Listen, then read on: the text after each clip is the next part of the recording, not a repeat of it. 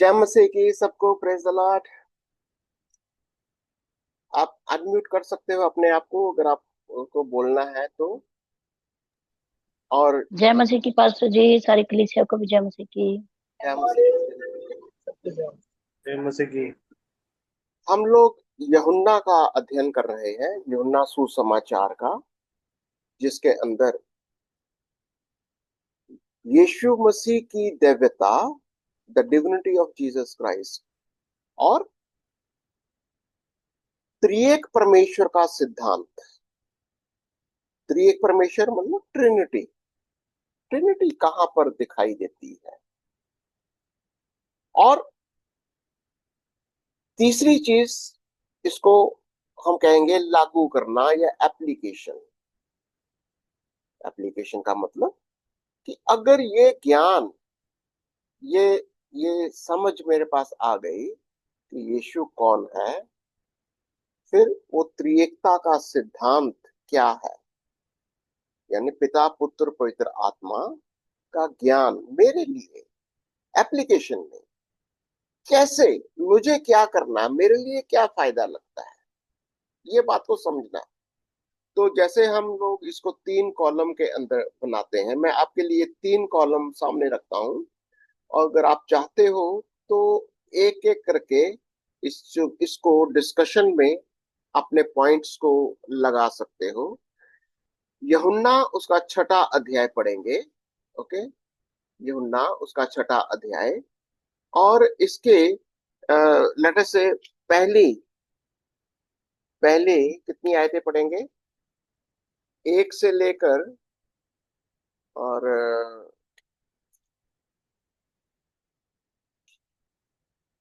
चार आयतें कर लेते हैं। एक से चार, एक से चार आयतें पढ़ेंगे, और इससे हम देखेंगे कि यीशु मसीह की दिव्यता क्या है। कोई पढ़ेगा पहली चार आयतें, फिर हम उसको डिस्कस करेंगे। जी, मैं पढ़ देती हूँ। यूहन्ना उसका छठा अध्याय, उसकी पहली चार आयतें। 5,000 पुरुषों को खिलाना। इन बातों के बाद यीशु गलील की झील अर्थात तिब्रियास की झील के पार गया, और एक बड़ी भीड़ उसके पीछे हो ली, क्योंकि जो आश्चर्य कर्म वह बीमारों पर दिखाता था वे उसको उनको देखते थे। तब यीशु पहाड़ पर चढ़कर अपने चेलों के साथ वहां बैठ गया। यहूदियों के फसह का पर्व निकट था। ओके। जब यीशु हाँ, नहीं अभी ठीक है, अभी इतना ही बहुत है। चार आए चार चार आयतें आए देख लीजिए अभी हमको। तो चार आयतों में यीशु की कोई दिव्यता दिखाई दे रही है। किन बातों के बाद, अगर आपको अंधे को चंगा कर, अदर अंधे चंगे को करने के बाद आप जोर से बोलेंगे तो आवाज सबको जाएगी। जब यीशु ने वैसा उनके लिए चंगा किया तो उसे अपनी खाट उठा और चल पे, उसके बाद यीशु फिर यहाँ आ गया। ओके, इसका मतलब ऑलरेडी यीशु ने एक एक 38 साल के बीमार को चंगा किया था, और 38 साल के बीमार को चंगा करने के बाद यीशु गलील की झील के पास तिब्रियास के पास आता है। तिब्रियास जो है वो गलील की झील का बिल्कुल दक्षिण में, बिल्कुल नीचे वाला हिस्सा है वो तिब्रियास। वहां पर आ गया। तो क्या चल रहा था यहाँ पे यीशु मसीह का।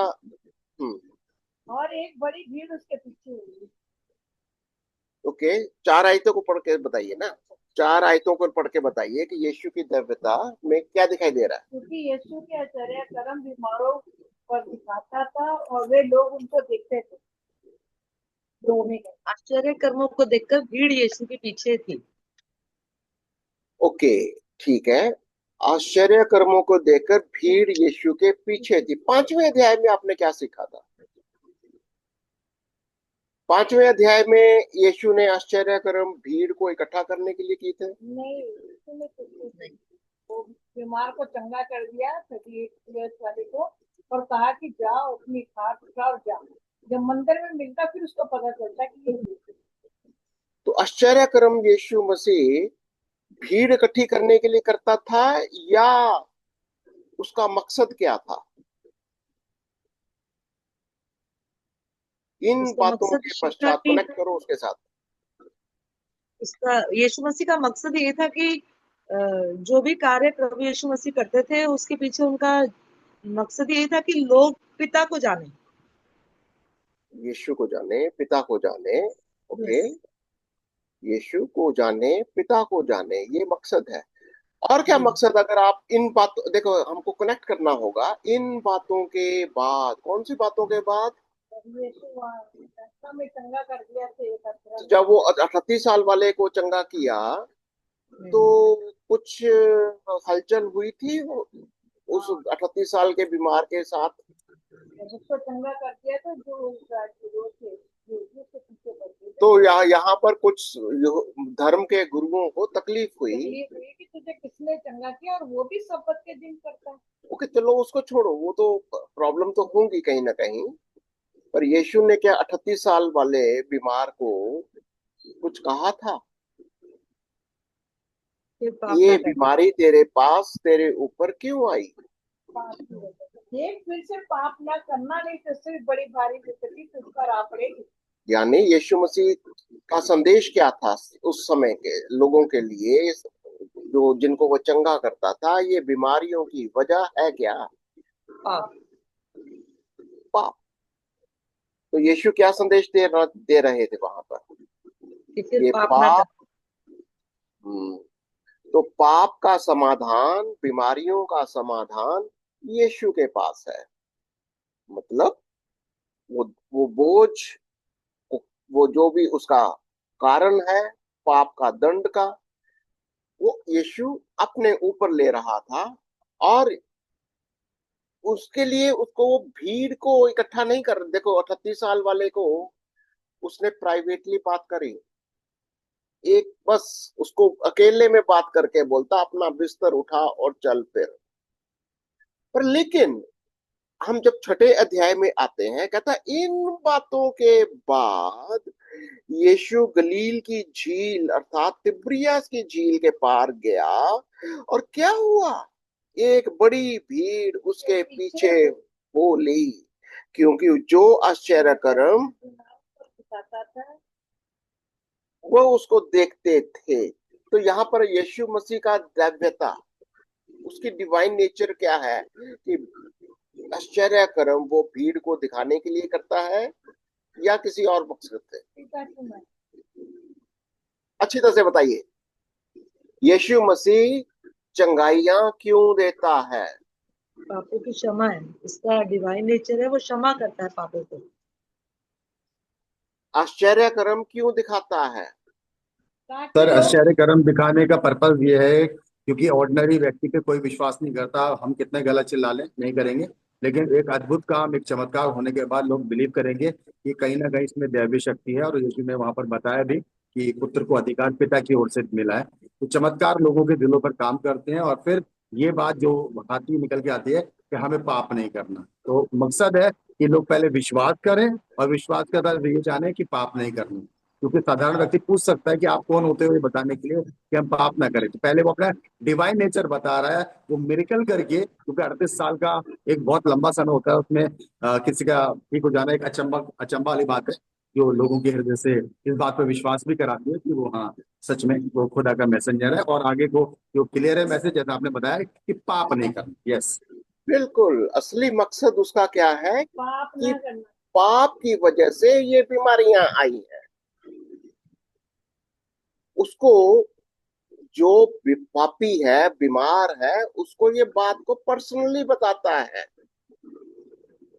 भीड़ इकट्ठी नहीं करना चाहिए। भीड़, क्या भीड़ को समझ में आ जाएगा यीशु मसीह क्या कहना चाहता है? मैं भी तो देखने के लिए बस क्या है। भीड़ को, भीड़ भीड़ जो अब पीछे आ रही है, उसको नहीं समझ में आएगा। पर यहाँ पर यीशु का असली मकसद क्या? दैवता पांच, अब चैप्टर 5 के साथ कनेक्ट करके देखिए। चैप्टर 5 और उसके साथ में चैप्टर 6 का 1 से देखिए। पाप, दोबारा पाप ना करना, इससे ही भारी विपत्ति पर आते हैं। तो चमत्कार का या हीलिंग का, चमत्कार का मकसद, क्या है? मकसद क्या है? दोबारा पाप ना करने। कि पाप को जान जाएं, पाप ना करें, पाप ना करें, क्योंकि पाप की वजह से बीमारियां आती हैं। और यीशु मसीह उस ये संदेश को देता है। पर लेकिन लोगों के साथ क्या होता है? लोग क्या करते हैं जब चंगाइयां आती हैं? लोग क्या करते हैं? भीड़ लग जाती है। जब चंगाइयां आती हैं तो भीड़ आती। तो आज का एप्लीकेशन के अंदर देखो, आज लोग यीशु के पीछे इतनी भीड़ क्यों जाती है? आज लोग भीड़ की तरह, भीड़ क्यों है? लोगों की भीड़ क्यों है? यीशु से चंगाई पाए और खाने के लिए। लोगों की भीड़ क्यों है आज? उनको सिर्फ एक भीड़ है चंगाई पाना पर, लेकिन भीड़ को क्या नहीं मालूम यीशु का असली मकसद क्या है? कि पाप ना करना। अगर तुम पाप करोगे तो बीमारियां तुम्हारा पीछा नहीं छोड़ेंगी। पर लेकिन भीड़ यीशु के पीछे पीछे जाती है। और यीशु मसीह जब भीड़ आती है फिर क्या करता है? जब भीड़ को देखकर क्या किया उसने? आपकी आवाज नहीं आ रही। पहाड़ पर चढ़ गया। तब यीशु पहाड़ पर चढ़कर अपने चेलों के साथ वहां बैठ गया, भीड़ से अलग हुआ। ओ, तो भीड़ को देखकर यीशु क्या करता है? भीड़ को देखकर यीशु पहाड़ पर चढ़ जाता है। क्या दैवता, उसका नेचर क्या है? भीड़ चाहिए उसको? भीड़ से अलग रहना चाहता हूँ। भीड़ एक से काम अलग हो जाता है। भीड़ से वो अलग होकर, वो भीड़ से कहीं ना कहीं उसका नेचर है, भीड़ से यीशु का अलग हो अपना जाता है। व्यक्तित्व। अलग हो जाता है। भीड़ नहीं चाहती, यीशु को भीड़ नहीं चाहिए। जब भीड़ आती है, हम देखेंगे ध्यान से कि यीशु भीड़ से अलग होकर पहाड़ पर चढ़ जाता है। क्या देखते हैं हम? तब यीशु पहाड़ पर चढ़ गया और अपने चेलों के साथ बैठ गया। ठीक है? और यहूदियों का फसह निकट था। ओके, तो आइए थोड़ा सा और देखते हैं। 5 से लेकर 15 तक पढ़ लेते हैं, फिर देखते हैं कि यीशु मसीह के साथ अभी क्या हो रहा है। 5 से लेकर 15 तक पढ़िए। जब यीशु ने अपनी आंखें उठाकर एक बड़ी भीड़ को अपने पास आते देखा, तो फिलिप उससे कहा, हम इनके भोजन के लिए कहाँ से रोटी मोल लाएं? उसने यह बात उसे परखने के लिए कही, क्योंकि वह आप जानता था कि वह क्या करेगा। फिलिपुस ने उसको उत्तर दिया, 200 दिनार की रोटी भी इनके लिए पूरी ना होगी कि उनमें से हर एक को थोड़ी थोड़ी मिल जाए। उसके चेलों में से शमौन पतरस के भाई अंद्रयास ने उससे कहा, यहाँ एक लड़का है जिसके पास जो कि 5 रोटी और 2 मछलियां हैं, परंतु इतने लोगों के लिए वे क्या हैं? यीशु ने कहा, लोगों को बैठा दो। उस जगह बहुत घास थी। तब लोग, जिसमें पुरुषों की गिनती लगभग 5,000 की थी, बैठ गए। 15 तक पढ़िए। तब यीशु ने रोटियां ली और धन्यवाद करके बैठने वालों को बांट दी, और वैसे ही मछलियों में से भी जितनी वे चाहते थे बांट दिया। जब वे खाकर तृप्त हो गए, तब उसने अपने चेलों से कहा, बचे हुए टुकड़े बटोर लो कि कुछ फेंका ना जाए। अतः उन्होंने बटोरा, और जो कि 5 रोटियों के टुकड़ों से जो खाने वालों से बच रहे थे 12 टोकरियां भरी। तब जो आश्चर्य कर्म उसने कर दिखाया, उससे वे लोग देखकर कहने लगे, वह भविष्यद्वक्ता जो जगत में आने वाला था निश्चय यही है। यीशु यह जानकर कि वह मुझे राजा बनाने के लिए पकड़ना चाहते हैं, फिर पहाड़ पर अकेला चला गया। आपको क्या लगता है अभी? यीशु फिर पहाड़ पर चढ़ गया, क्या लग रहा है? क्यों? लोग क्या नहीं उसको अच्छा लगता है? क्योंकि लोग पकड़कर यीशु को राजा बनाना चाह रहे, इसलिए यीशु भाग गया। एक बार फिर से भीड़ उसको पकड़कर राजा बनाना चाहती है। उसको ऐसी भीड़, ऐसे लोग नहीं चाहिए। ओके, और कुछ बताइए। यीशु की दैव्यता, उसका नेचर देखो, स्वभाव, उसका आत्मिक या दैव्य स्वभाव क्या है, कैसा नेचर है उसका। यीशु ने अपनी आंख उठाकर देखा कि भीड़ बहुत है, तो उसने फिलिप्पुस से कहा कि हम इनके भोजन के लिए कहाँ से रोटी अब मोल। यीशु का स्वभाव कैसा है, उसको तरस आता है भीड़ के ऊपर, भीड़ को तरस आता है, आता है यीशु को या यीशु को भीड़ के ऊपर तरस आता है। यीशु को आप बात कर सकते हो, आप अनम्यूट करके बात कर सकते हो।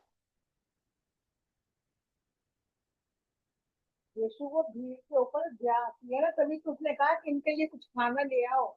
जब भीड़ आ रही है तो यीशु को भीड़ के ऊपर दया आती है, ठीक है ना। अभी हम 5 से लेकर 15 तक आप मुझे दैव्यता का बताइए, 6 का 5 से लेकर 15 तक यीशु का दैव्यता क्या, मसीह की दैव्यता क्या है।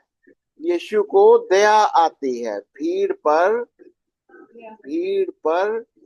दया आती है। शारीरिक नीड्स जानता है वो मनुष्य की क्या है। हाँ, वो ये भी जानता है कि इनको पता नहीं है, ये भीड़ एक ऐसे लोग हैं जिनके जिनको पहले तो बीमारियों का वजह पता नहीं है, अब वो भीड़ की तरह उमड़ कर आ रहे हैं।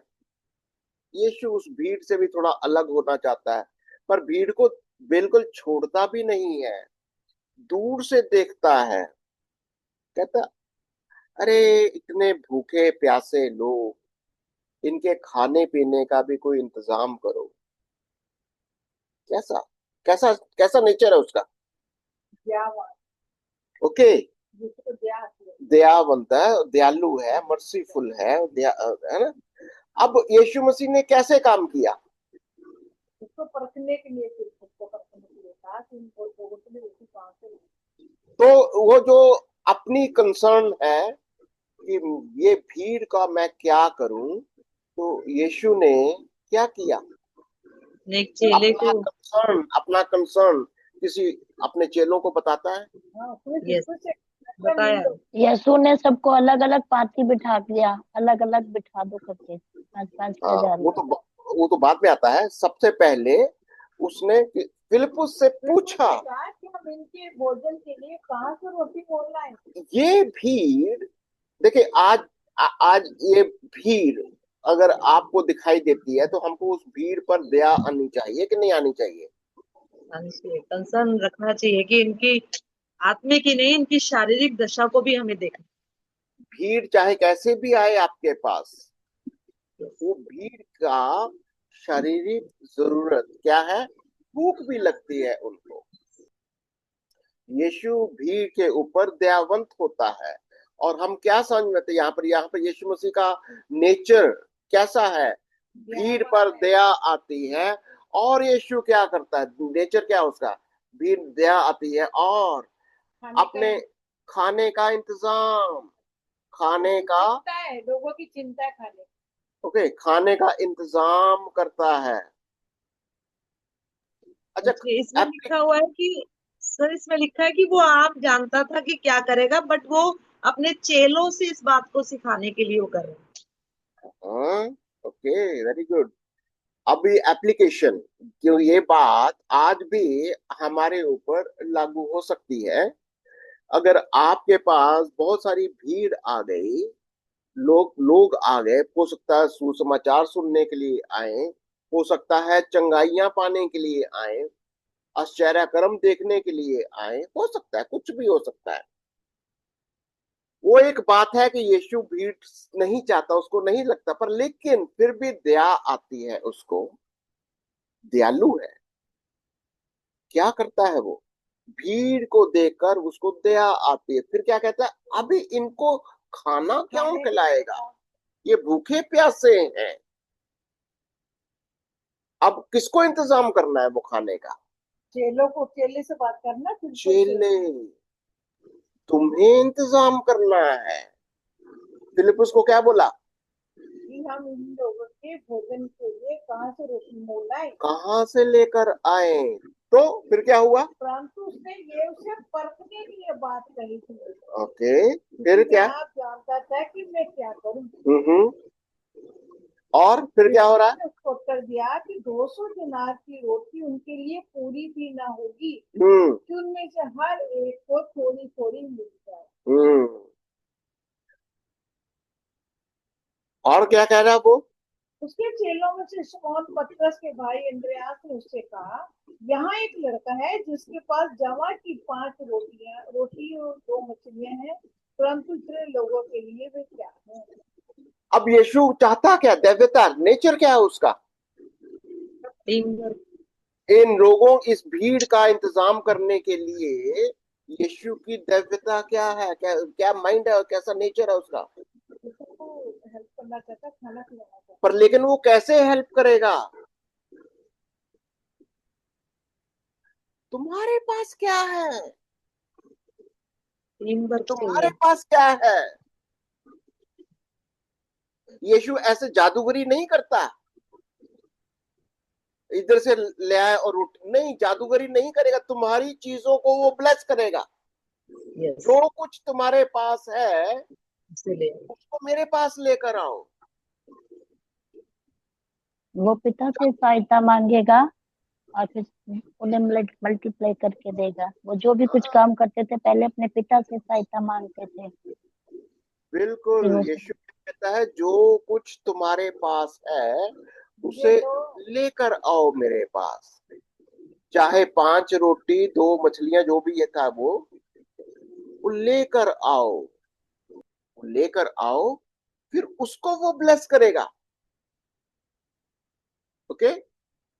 स्वभाव क्या है यीशु मसीह का? यीशु का क्या? आज आज यीशु चाहता है, कैसा नेचर है उसका? आज खाने का इंतजाम वो कैसे करता है? वो चाहता है कि जो कुछ हमारे पास है उसको दे। अभी एप्लीकेशन में बताइए, आज यीशु से अगर हमको आशीष चाहिए, यीशु से आशीष चाहिए तो हमको क्या करना है? पहले हमें यीशु को कुछ देना, तभी जैसे तो हाँ, देना नहीं चाहते तो आशीष कहाँ से वो देगा? आज हमको अगर अगर यीशु की ब्लेसिंग चाहिए, यीशु की आशीष चाहिए, तो हमें क्या करना है? यीशु को जो पहले कुछ हमारे पास है उसके पास पहले लेना। जो कुछ हमारे पास है यीशु के पास लेकर आओ। क्या लिखे नहीं यहाँ पर? पहले यीशु को पहले देना सीखो। पहले यीशु के पास जो कुछ है, जो कुछ है हमारे पास, जो कुछ हमारे पास है लेकर जाओ। जैसे मलाकी चैप्टर में भी लिखा ना, ये सारे दशमांश मेरे भंडार में ले आओ और देखे परखो के तुम्हारे से प्रभु अपरंपार बारिश करता है कि बिल्कुल, नहीं। पहले जो कुछ तुम्हारे पास है उसे लेकर आओ, फिर ब्लेसिंग मिलेंगे, फिर ब्लेसिंग मिलेंगे, फिर ब्लेस और करेगा वो। इसी अध्याय में सिर्फ दोनों स्वभाव दिख रहे हैं, एक शारीरिक स्वभाव भी कि 200 रुपए की रोटी कहाँ से पूरी हो रही की, और एक आत्मिक स्वभाव भी कि 5 रोटी और 2 मछली भी है। तो दोनों नेचर दिखाई दे रहे हैं इसके अंदर, जैसे भी हर एक इंसान के अंदर होता है सोच। तो यहाँ यीशु मसीह ने यही सिखाया कि ठीक है, तुम 2 रोटी 5 मछली दो। ओके? फिर आगे यीशु उनको आज्ञा दे देता है कि लोगों को बिठा दो। हम्म उस जगह घासी, तब वे लोग गिनती में लगभग 5,000 थे, लोग पुरुष बैठ गए। अब यीशु ने रोटी ली, धन्यवाद करके बैठने वाले को बांट दी, और वैसे ही मछलियों में से जितने वे चाहते थे बांट दिया। ओके, वो एक अलग से करेंगे अभी। पहले तो हमको लेकर आओ यीशु के पास, ठीक है? फिर क्या उसकी कैसे? जो कुछ यीशु ने ब्लेस किया उसको कौन लोग बांटेंगे? डिसिप्लिन है चेले कि नहीं? लोग। तो शिष्य बांटेंगे ना। इसका मतलब कोई डिसिप्लिन है कि नहीं है? कैसा नेचर है टीम उसका? वर्क है, टीम है और टीम वर्क है ये। हाँ, प्रभु चेलों से कह रहा है और चेले ही उस चीज को करें। वो पहला चाहता है कि चेले इस काम को करें। इसका मतलब इसके अंदर यीशु एक अनुशासन से चलता है। एक अनुशासन, अनुशासन के अंदर काम करता है। देखो यहाँ पे लिखेंगे, अनुशासन से काम करेगा, से काम करता है। क्या है अनुशासन? पहले भीड़ को बैठाओ, पहले बिल्कुल लाइन में कतार में बैठ जाओ। फिर चेले क्या करेंगे? उन रोटी को लेकर बांटेंगे। नहीं, यीशु को देंगे, यीशु उसके ऊपर प्रेयर करेगा, आशीष देगा, तब जाके वही फिर यीशु जो ब्लेसिंग देगा उसके ऊपर फिर चेले उसको बांटेंगे। ठीक है। एप्लीकेशन एप्लीकेशन क्या है यहाँ पर? अगर आज हमारे चर्च के अंदर, हमारे कलीसिया के अंदर अनुशासन नहीं है, तो क्या प्रभु यीशु का का आशीष या ब्लेसिंग क्या आपको लगता है कि प्रभु देगा क्या? नहीं। अगर आपकी जिंदगी में अनुशासन नहीं है, अनुशासन नहीं है, आप डिसिप्लिन से नहीं आना चाहते, डिसिप्लिन से बैठना नहीं चाहते, डिसिप्लिन से रोटी को बांटना नहीं चाहते, प्रभु की आशीष को जो उसने दिया है उसको बिल्कुल जैसा आज्ञाकारिता के अंदर उसको ग्रहण नहीं करना चाहते, क्या प्रभु को अच्छा लगेगा? नहीं लगता, उसको नहीं अच्छा लगता। वो कहता पहले तुम आराम से सीधा कतारों में बैठ जाओ, डिसिप्लिन में आओ, बैठ जाओ, फिर इसको बांटो। फिर क्या हुआ? और जब खाना खा चुके तो उसने अपने चेलों से कहा कि बचे हुए टुकड़े बटोर लो। ओके, अभी और क्या चीज दिखाई देती है? यीशु का नेचर क्या है? जो बच गए उसे फेंकना नहीं है, ओके, बटोर कर रखना। आशीष पाई क्या क्या यीशु का नेचर ब्लेसिंग को बर्बाद भी करता है? नहीं। आप मिस यूज वेस्ट कर नहीं सकते हो, नहीं। ब्लेसिंग्स को मिस यूज कर क्या यीशु किसी चीज को बर्बाद होने देता है? नहीं। नहीं, वो कोई भी चीज बर्बाद नहीं नहीं देखता वो। तो फेंका अगर ना जाए। हम्म बटोर लो, बचे हुए खाने को बटोर लो, फेंका ना जाए। हाँ, ब्लेसिंग्स को, ब्लेसिंग जो भी मिलती है ना, आशीष या ब्लेसिंग जो भी है, उसको बटोरो, बटोर लो। जो भी ब्लेसिंग दी है उसको बटोर लो। एप्लीकेशन में क्या है? आज हमारे हम अपनी आशीषों का कैसे इस्तेमाल करते हैं? आशीष हमारे लिए, आज आशीषों का क्या हम मिसयूज करते हैं? क्या हम अपनी आशीषों का गलत इस्तेमाल करते हैं? हम कहीं ना कहीं आशीषों को कहीं ना कहीं हम फेंक देते हैं। जैसे बहुत पैसा आ गया आपके पास, बहुत खाना आ गया आपके पास, क्या करते हैं हम? फेंकते हैं ना, वो पेट भर गया बच गया तो फेंक देते हैं बाहर। देते नहीं है, 2 दिन रखेंगे, तीसरे दिन हटा के फेंकना मंजूर है, मगर देना मंजूर नहीं। हाँ, ये बात सही है। हम लोग ना इतना खाना है ना खान देना है। ना खाना है ना खाने देंगे। ये देखो, जब तक हम इस ब्लेसिंग्स को बटोरते नहीं है और ब्लेसिंग्स को बर्बाद नहीं करना, कहता ये 12 टोकरियां निकली हैं, अब इनको बर्बाद मत करो। ये परमेश्वर की ब्लेसिंग्स हैं, आशीषें हैं, ये शिक्षा है यहाँ पर। देखो, हमने जो आप लोग ऑनलाइन हमें देख रहे हैं, आपको मैं बताना चाहूंगा कि ये स्टडी को हम इस 3 कॉलम के अंदर करते हैं। पहला कॉलम मसीह की दैवता, फिर त्रिएक का सिद्धांत, और फिर लागू करना। ठीक है। तो यहाँ पर किसी भी तरीके से त्रिएकता का सिद्धांत आता है? यहाँ पर को पिता से कुछ बात करता है? यीशु ने कुछ किया? हाँ जी। कहाँ पर? हाँ जी, जब उन्होंने वो रोटी उठाई थी और 11 है। ऊपर दुआ करा था, तो उसमें वो हाँ पिता से सहायता मांगा था, तो आप इन्हें हाँ, मल्टीप्लाई करके दो, तो उसमें दिखता है कौन सी आयत है वो बताइए? 11 आए थे। 11वीं आयत। 11वीं आयत में क्या लिखा उसने? तब यीशु ने रोटियां ली और धन्यवाद करके बैठने वालों को बांट दी। पहले और वैसे पिता से आशीष मांगी, पिता से आशीष मांगी। जो कुछ मिला उसका धन्यवाद किया परमेश्वर के पास। यानी पिता से प्रार्थना करता है यीशु। ओके, यीशु ने पिता से प्रार्थना करी। ओके, और कोई त्रिएकता का सिद्धांत आता है यहाँ पर? लोगों की सोच क्या है यहाँ पर एप्लीकेशन के अंदर? यीशु मसीह को लोग क्या समझ रहे हैं? लोग क्या समझ रहे हैं? इसको राजा बना दो, यीशु मसीह को राजा बना दो। राजा काम बना नहीं दो, करना। और ये हमारे खाने पीने का सारा इंतजाम कर देगा।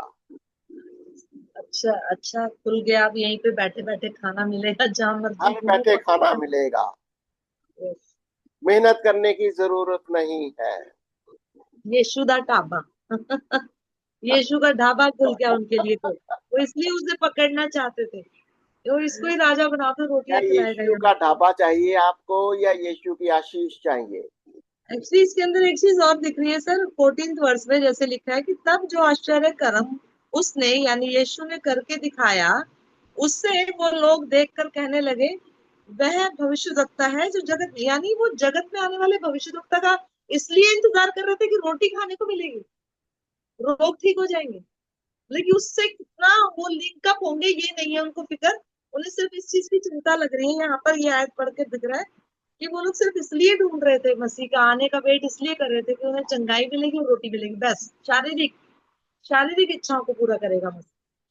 आज भी इज़राइल मसीहा का मतलब एक अच्छा राजा जो उनकी जरूरतों को पूरा करेगा। ये आज भी इज़राइल का इंतजार, वो इसी चीज का इंतजार कर रहे हैं। रोटी कपड़ा मकान उनकी सारी प्रॉब्लम है। आज भी बहुत सारे लोग अगर एप्लीकेशन के अंदर देखेंगे, अगर आप यीशु को रोटी कपड़ा मकान के लिए ही आप यीशु के पीछे आ रहे हो भीड़ की तरह, यीशु आपको क्या संदेश देना चाहेगा? क्या रोटी कपड़ा मकान यीशु का संदेश है, या पापों से दूर हो जाओ, सारी बीमारियां, सारे क्लेश, सारी जो प्रॉब्लम्स हैं उनका कारण पाप है? और यीशु ने पाप के सारे कारणों को अपने ऊपर लेकर क्रूस के ऊपर जो उसने जान दी, बलिदान दिया, यही संदेश है। लिखा है ना, जैसे मत्ती 6 का 32-33 आयत में, कि पहले तुम परमेश्वर और उसके राज्य की पहले खोजो तुम परमेश्वर राज्य उसकी दावत का ये सारी चीजें तो यूं ही मिल जाएंगी। ये सारी चीजें क्या है? ये रोटी कपड़ा मकान, ये इधर उधर की जो भी आशीष है, रोटी है, चंगाइयां हैं, बहुत सारी चीजें, इवन हीलिंग। पहले तुम परमेश्वर और उसके राज्य की खोजबीन करो। अब भीड़ आ रही है, किसी को चंगाइयां चाहिए, किसी को रोटी चाहिए, भीड़ आ रही है। यीशु को भीड़ नहीं चाहिए। ओके, आगे बढ़ते हैं। 16 से लेकर 21 तक पढ़ दो जी। यूहन्ना 6 उसके 16 से 21। यीशु का पानी पर चलना। जब संध्या हुई तो उसके चेले झील के किनारे गए और नाव पर चढ़कर झील के पार कफरनहूम को जाने लगे। उस समय अंधेरा हो गया था और यीशु अभी तक उसके पास नहीं आया था। आंधी के कारण झील में लहरें उठने लगी। जब वे खेते खेते 3-4 मील के लगभग निकल गए तो उन्होंने यीशु को झील पर चलते और नाव के निकट आते देखा और डर गए। परंतु उसने उनसे कहा, मैं हूं, डरो मत। अतः वे उसे नाव पर चढ़ा लेने के लिए तैयार हुए और तुरंत नाव उस स्थान पर जा पहुंची जहां वे जा रहे थे। यीशु की दिव्यता 16 से लेकर 21 तक क्या दिखाई देती है? यीशु क्यों पहाड़ पर चढ़ गया था अभी तक? पहले देखिए, थोड़ा सा कनेक्ट करिए। क्यों चेलों से भी अलग हो गया था? क्यों? भीड़ सिर्फ खाने के लिए बिजी है। भीड़ सिर्फ उनको राजा बना दो, इसको इसको राजा बना दो, हमारी जरूरतें पूरी हो जाएंगी। यीशु क्या किया? अलग हो गया। यीशु भी ऐसे लोग, देखो यहाँ पे शिक्षा क्या निकलती? जो लोग यीशु के पीछे सिर्फ रोटी कपड़ा मकान के लिए आते हैं, सिर्फ शारीरिक जरूरतों की पूरा करने के लिए ही यीशु के पास आते हैं, यीशु उनसे किनारा करता है। आप देखिए ध्यान से, यीशु पहाड़ पर चढ़ गया, पर लेकिन जब चेले संकट में होते हैं, जब चेले तूफान में गिर जाते हैं, यीशु फिर आ जाता है। यीशु तूफान में जब वो फंस जाते हैं, यीशु पानी के ऊपर चलते हुए आ जाता है। क्या सिद्धांत निकलता है? यीशु कैसा है? यीशु का माइंड, यीशु की दिव्यता कैसी है? दयालु तो है ही है, वो दया भी उसके अंदर इतनी दया है कि चाहे कितनी बार इंसान उससे वो हो, लेकिन वो आता है उसका प्रेम दिखाने के लिए। Okay, very good. हम इसको एक एक सिद्धांत निकालेंगे 16 से लेकर 21 तक, ठीक है? 16 से लेकर 21 तक सिद्धांत निकालेंगे यीशु मसीह का दिव्यता। 16 से लेकर 21 तक क्या नेचर है उसका? छोड़ता भी है, आप पहाड़ पर भी चढ़ जाएगा, पर लेकिन वापस फिर आता है। चेलों को छोड़ गया, पहाड़ पर चढ़ गया और लोगों को छोड़ दिया, पर लेकिन वापस वापस फिर आता है? वापस वापस फिर कब आता है? जब परेशानी में गिरने लगती है, तूफान आ जाते हैं, जब हम मुसीबत में होते हैं, मुश्किल की घड़ी में यीशु हमारे साथ। जब हम मुसीबत में होते हैं, यीशु वापस फिर आता है। और क्या यीशु का सिद्धांत है? एक चीज और नजर आ रही है, जैसे 16-17 में हम पढ़ रहे हैं ना सर, कि चेलों ने लेकिन ये भी नहीं सोचा होगा कि यीशु मसीह का वेट कर ले, में लिखा है वो नाव में बैठ के चले गए। वो एप्लीकेशन में देखेंगे, हाँ, तो वो कितना थर्ड कॉलम में भी जाएगा वो। आपकी बात अच्छी है, वो एप्लीकेशन में देखेंगे। अभी यीशु का देखेंगे कि यीशु का नेचर क्या है। यीशु कभी भी अपने लोगों को छोड़ता नहीं है। वो आपकी मुसीबतों में आपको अकेला नहीं छोड़ता वो आ नहीं। जाता है। तो जब हम कहीं अकेले चले भी जाए, मुश्किल आए, तो यीशु हमें बचा लेता है। ओके, वो नेचर आएगा, हमने लिख लिया। मैं चाहता हूँ कि सेकंड और यीशु का नेचर क्या है यहाँ पर लिखना ना हमको। जब उनकी नाव चलने लगी, यहाँ पर 20 में लिखा है मैं हूँ, हिलने लगी, चेले डर गए। और क्या यीशु का नेचर के ऊपर is supernatural, is naturally he supernatural, हम हिंदी में क्या बोलेंगे पता नहीं। नेचर के ऊपर नेचर के ऊपर है यीशु, नेचर के ऊपर है। बिल्कुल, वो उस पर भी अधिकार है, जैसे लिखा है तूफान पर, आंधियों पर भी, मुसीबतों पर भी, हर चीज पर उसका अधिकार है। प्रकृति के ऊपर है, ये प्राकृतिक सुपरनैचुरल है। क्या मतलब है? पानी के ऊपर भी चल सकता है। क्या स्वभाव दिखाता है अपना? यीशु का नेचर क्या है? He is above the nature, वो क्रिएटर है। खुशी ने तो सारे उसको रखा है। पानी के ऊपर भी चल सकता है। हर चीज यीशु के अधीन है। यीशु पानी के ऊपर भी चलता है, यानी उसने चलकर दिखाया। और क्या यीशु का नेचर है? जब उनकी चेलों की झील 3-4 मील दूर चली गई, तो उन्होंने देखा कि यीशु झील पर चलते हुए नाव के निकट आ रहे, वो देखकर डर गए। ओके, और क्या दिखाई देता है? उनसे कहा कि मैं हूँ, डरो। यीशु मसीह जब मुसीबतें आती हैं, यीशु मुसीबतों में दिखाई देता है कि नहीं? दिखाई देना चाहिए कि नहीं? देना चाहिए। देखा चेलों ने, यीशु मुसीबतें निकट आती आया, हैं, तूफान आते हैं, यीशु दिखाई देना चाहिए कि नहीं देना चाहिए? देना चाहिए। चेलों ने भी देखा कि यीशु आ रहा है, निकट आ रहा है पानी पे चलते, मगर वो डर गए देखकर। हाँ, वो एप्लीकेशन में हम देखेंगे कि आज जब हमारे अंदर मुसीबतें होती हैं, तूफान आते हैं, क्या यीशु हमारे पास आता है? आता है।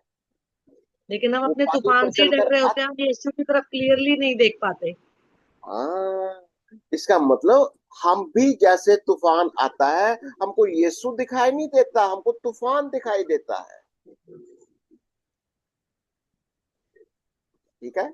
एप्लीकेशन में बताइए मेरे को कि जब तूफान हमारी जिंदगियों में आते हैं तो हमारे जिंदगियों में हमको यीशु क्यों नहीं दिखाई देता और तूफान हमको ज्यादा दिखाई देते हैं। 16 से 21 क्योंकि में एप्लीकेशन।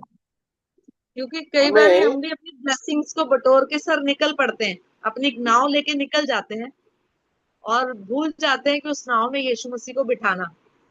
और जब तूफान आता है तो हम तूफान से डर रहे थे, ये भूल जाते हैं कि जो ब्लेसिंग्स लेकर आए हैं वो किसने दिए हैं। हाँ हाँ, ठीक है, वो बात ठीक है। हमें तूफान से डरना है, तूफान से डरना है, से डरना है। नहीं, तूफान से नहीं डरना। ओके, क्योंकि तूफान में कौन है? तूफान में यीशु मसीह हमारे साथ है। तूफान में यीशु है। डरना नहीं, यस। डरना नहीं, हमको डरना नहीं है। जब भी तूफान आते हैं हमको डरना नहीं है। तूफान के अंदर यीशु दिखाई देना चाहिए। और क्या चाहिए हमको? अभी आपने कहा यीशु को लेकर नहीं चले, अब यीशु को अपने किश्ती के अंदर आने देना है कि नहीं देना? आने देना है, आने देना है। तूफान से बचना है जल्दी, तो जल्दी से बिठा लो यीशु को नाव में। यीशु अगर दिखाई दे रहा है, अगर आपकी जिंदगी में कोई मुसीबत आ गई है, आपको मुसीबतों से डर लग रहा है, यीशु को देखो, डरो मत। यीशु को अपनी कश्ती में, अपने जिंदगी में, अपनी जिंदगी की नाव में यीशु को आने दो, उसको आने दो। ठीक है। तो क्या लिखेंगे यहाँ पर? यीशु को अपनी नाव में आने दो। यीशु को अपनी जिंदगी की नाव में, जिंदगी की नाव में आने दो। ठीक है। अच्छा, अगर आपने यीशु को अपनी अपनी नाव में, अपनी जिंदगी में उतार दिया तो फिर क्या होता है? फिर तुरंत क्या होगा? किनारे, उनकी तुरंत नाव वो की प्रॉब्लम सॉल्व हो किस्ती जाती है। कहाँ पहुंच गई? किनारे को। एकदम किनारे। देखो उस आयत को पढ़िए जरा। जैसे ही वो नाव पर चढ़ा, 21, 20, 21 आयत में देखो। जैसे ही वो अतः नाव पर चढ़ा, अतः वे उसे नाव पर चढ़ा लेने के लिए तैयार हुए, और तुरंत वह नाव उस स्थान पर जा पहुंची जहां वे जा रहे थे। एकदम से किनारे जान तुरंत। लगी। क्या सीखा? क्या सीखते हैं? यीशु का तूफान। नेचर क्या है? पहले यीशु का स्वभाव, नेचर क्या है? जैसे ही यीशु आपकी जिंदगी में आ जाता है, यीशु आपको पार लगाएगा ही। यस, चमत्कार। 38 साल का व्यक्ति, चमत्कार विद इन सेकेंड में ठीक। जैसे ही यीशु आपकी नाव में सवार होता है, आपकी नाव किनारे लगेगी ही लगेगी। तो पहले यीशु का स्वभाव बताइए, क्या लिखना चाहते हो? यीशु का नेचर क्या है? What is his nature? यीशु यीशु का आना नेचर चाहता है हमारे पास। हमारी हम इससे कष्ट। पहले बोले वो आता है, हम उसे बुलाएं या ना बुलाएं, लेकिन वो आता है स्वयं हमारे पास। उसका डिवाइन नेचर यही है। हाँ, वो तो है, वो तो हमने लिख लिया, वापिस हमारे पास आता है हमारी मुसीबत में। वो नेचर के ऊपर भी वो सुपर नेचुरल है। और क्या देखते हैं हम?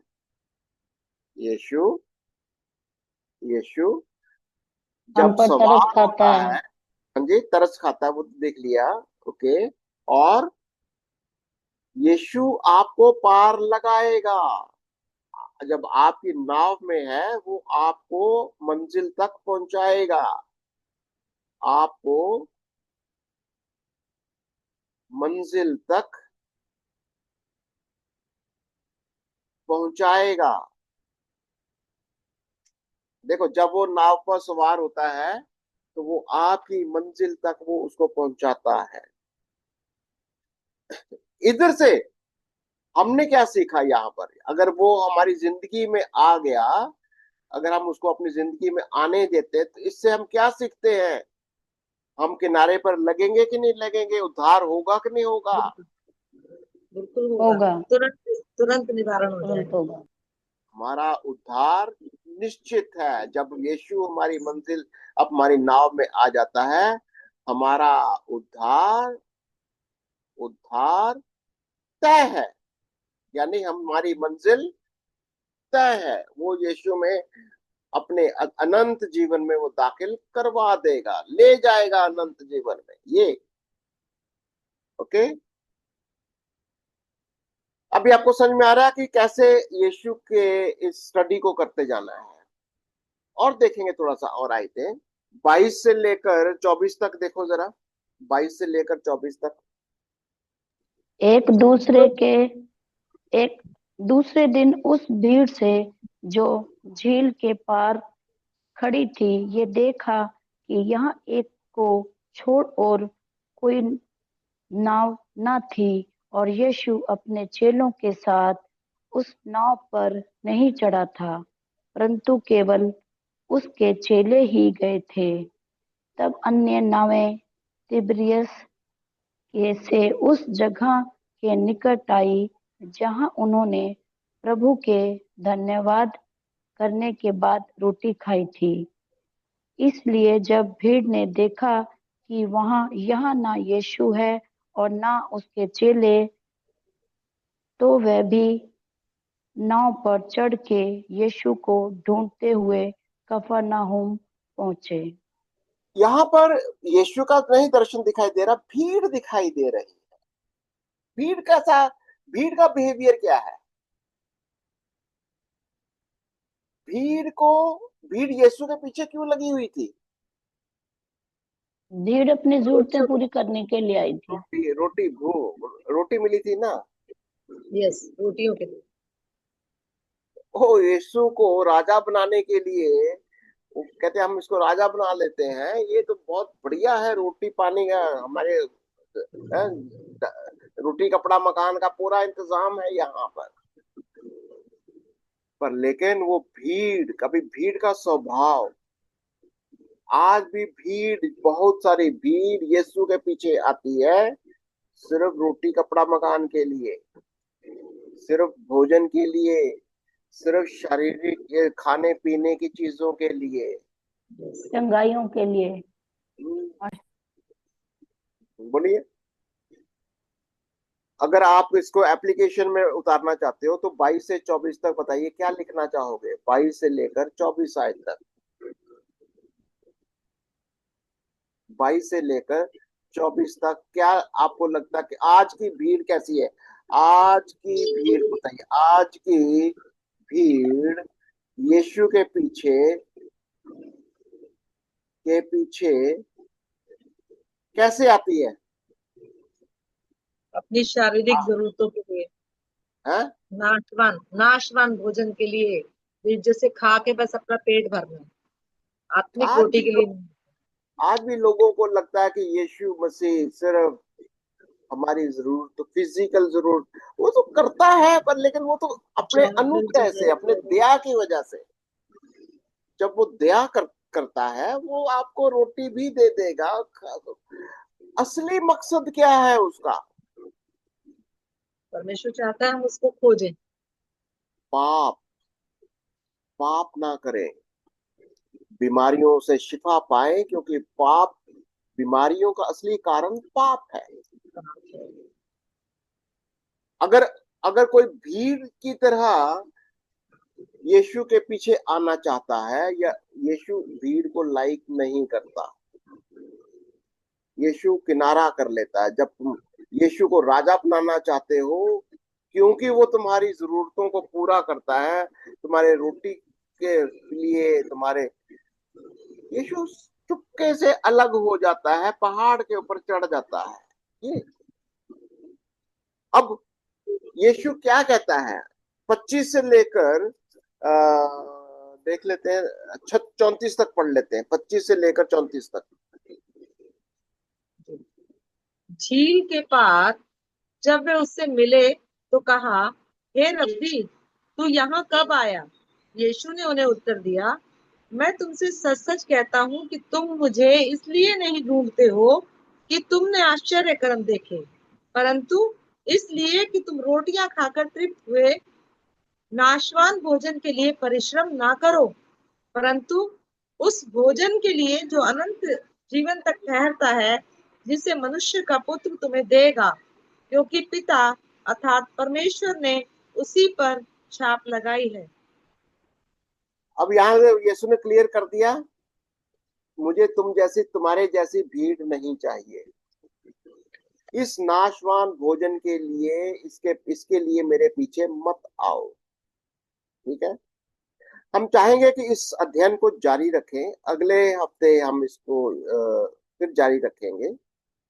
आप इस स्टडी में यीशु को इसको फिर से और पढ़िए इसको, कि यीशु ने असल में उनको क्या शिक्षा देनी चाहिए। यीशु असल में सिर्फ पाप पर पाप की वजह जो उस बीमारियां आती हैं वो थी, या और भी वो क्या कहना चाहता है।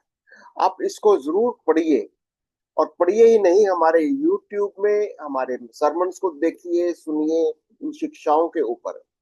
अगर आपको अच्छा लगता है तो जरूर कमेंट करिए, लाइक करिए, सब्सक्राइब करिए, और दूसरों को भी पहुंचाइए, क्योंकि ये परमेश्वर का वचन है। हम आपके लिए दुआ करना चाहते हैं। अगर आपकी कोई भी प्रेयर रिक्वेस्ट है तो आप हमें अपनी दुआ को लिखिए अपने कमेंट्स के अंदर, हम आपके लिए दुआ भी करेंगे। आप चाहते हो अपना नाम, अपना मोबाइल नंबर भी लिख सकते हो। अगर आपके पास कोई प्रेयर रिक्वेस्ट है जरूर लिखिए, हम आपके लिए दुआ करेंगे। जी, या धन्यवाद धन्यवाद स्वर्गीय पिता परमेश्वर होगा। हम आज की मीटिंग के लिए धन्यवाद करते हैं पिता परमेश्वर। जो भी पिता परमेश्वर आज हमें यीशु मसीह के नेचर को समझा, यीशु मसीह के स्वभाव को समझा कि यीशु मसीह हम मनुष्य जातियों से क्या चाहते हैं पिता परमेश्वर, उन्होंने क्यों हमें रचा पिता परमेश्वर, हम उनकी मर्जी पूरी करते रहे। जिस तरह सदैव वो पिता परमेश्वर अपने पिता की मर्जी पूरी करने के लिए आए थे, इसी तरह हम भी पिता पुत्र पवित्र आत्मा की मर्जी को पूरा करते रहे, और हमसे जाने अनजाने में भी कभी किसी की आत्मा को दुखित ना करें, प्रभु की आत्मा को शोकित ना करे पिता परमेश्वर। जो भी हमने मीटिंग में सीखा पिता परमेश्वर, अपने पासवान जी से पिता परमेश्वर और अपने बहनों के द्वारा पिता परमेश्वर, इनसे पिता परमेश्वर हम समझ के अच्छे तरीके से और भी लोगों को पिता परमेश्वर समझाने पाए पिता परमेश्वर। हर रोज पिता परमेश्वर अपने पापों को और पिता परमेश्वर अपने जो भी गलती गुनाह है उनको माफ करके पिता परमेश्वर के सामने माफी मांगे पिता परमेश्वर। और प्रभु यीशु मसीह से पिता परमेश्वर दिन दिन रात पिता परमेश्वर एक दूसरे की तरक्की और बढ़ोतरी के लिए प्रार्थना करते रहे कि प्रभु यीशु मसीह ऐसी मीटिंग, ऐसे सेमिनार और ऐसी सभाएं हमेशा हम सबको दे, और भी लोग इसमें जुड़ने पाए पिता परमेश्वर। जितने लोग आए हैं पिता परमेश्वर, आप उन सबको ब्लेस करना पिता परमेश्वर अपने हाथों से, और पिता परमेश्वर और जितने लोग नहीं आए उनके भी घर घरानों को आप आशीष और बरकतों से माला माल करना प्यारे खुदावंदा खुदा। पिता परमेश्वर हमेशा हर काम में हमारी नहीं वरन आपकी मर्जी पूरी हो। जिस तरह से पिता परमेश्वर हम प्रभु यीशु मसीह के आश्चर्य कर्मों को देखा पिता परमेश्वर, हम भी सिर्फ ये रोटी के लिए ना जाएं, कपड़े मकान के लिए ना जाएं, शारीरिक इच्छाओं के लिए ना जाएं पिता परमेश्वर, बल्कि आत्मिक रूप से अपने आप को तैयार करें। क्योंकि परमेश्वर का वचन कहता है कि सबसे पहले तुम प्रभु के धर्म और राज की खोज करो, बाकी की वस्तुएं तुम्हें मिल जाएंगी। जी पिता परमेश्वर, हम शुक्रगुजार करते हैं पिता परमेश्वर आज के आत्मिक भोजन के लिए, और हम प्रभु यीशु मसीह पे सबसे ज्यादा विश्वास लाने वाले बने, क्योंकि विश्वास बिना कर्म करे अधूरा है। इसलिए जो हम बैठ के सीख रहे हैं अपना कर्म करें पिता परमेश्वर, अच्छी तरीके से सीखें अपने पासवानों से, उनके घर परिवारों के लिए प्रार्थना करते हैं पिता परमेश्वर, आप उनको स्वर्ग से और भी समझ बुद्धि ज्ञान से भर दें पिता परमेश्वर, ताकि वो हमको और अच्छी तरीके से समझा सके। धन्यवाद देते हैं पिता परमेश्वर, आज की प्रार्थना को आपने सुना और दया से कबूल करना। जिंदा जलाली खुदावंद यीशु मसीह नासरी के नाम से इस दुआ को मांग लेते हैं, आमीन। आमेन एंड आमेन। प्रभु आमीन आपको आमीन बहुत आशीष दे। गॉड ब्लेस यू सबको।